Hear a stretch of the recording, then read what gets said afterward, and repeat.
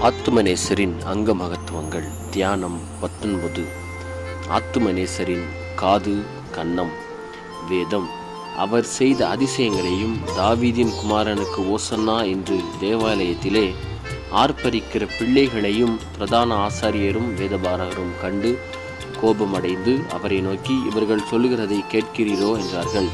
அதற்கு இயேசு, ஆம், கேட்கிறேன். குழந்தைகளுடைய வாயினாலும் பாலகருடைய வாயினாலும் துதி உண்டாகும்படி செய்தீர் என்பதை நீங்கள் ஒரு காலும் வாசிக்கவில்லையா என்றார். வேலைக்காரரும் அவரை கன்னத்தில் அறைந்தார்கள். போதனை. இன்று நாம் ஆண்டவர் இயேசு கிறிஸ்துவின் 2 அவயவங்களாகிய காது மற்றும் கன்னத்தை பற்றி நாம் பார்க்க இருக்கிறோம்.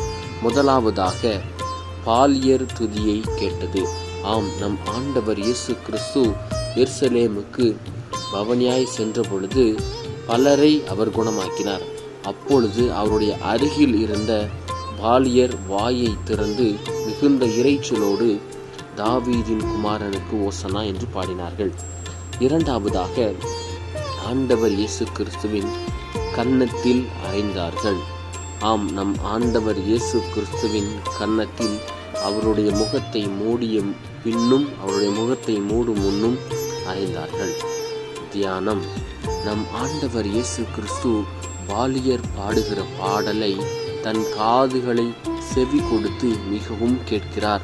அதை அவர் விரும்புகிறார் என்று சொல்லி நாம் உணர முடிகிறது. அவரை பற்றி புகழ்ந்து பாடிய அந்த ஆசாரியர்களுக்கு பொறாமை ஏற்படுகிறது. ஏன், நம் ஆண்டவர் இயேசு கிறிஸ்து எத்தனையோ புகழ்ச்சியை கேட்டிருக்கலாம். ஆம், அவர் படைத்த மிருகங்கள், காற்றுகளின் சத்தம், இடிகளின் முழக்கம், தேவதூதர்கள் அனைவரும் அவரை புகழ்ந்து பாடினார்கள் என்று நாம் கேட்கிறோம். ஆனால் அதை விட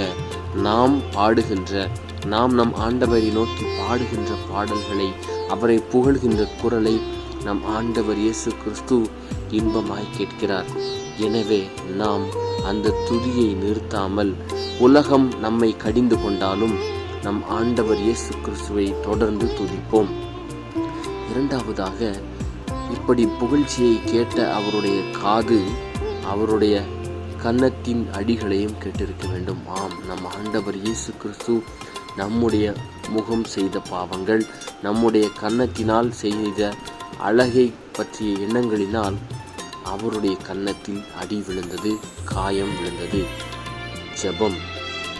எங்கள் நிமித்தமாக நிந்தைக்கும் அவமானத்துக்கும் அடிகளுக்கும் ஒப்புவிக்கப்பட்ட எங்கள் பிதாவே, உம்முடைய நீடிய பொறுமையையும் சாந்தத்தையும் உம்முடைய பாடுகளில் நாங்கள் பார்க்கிறோம்.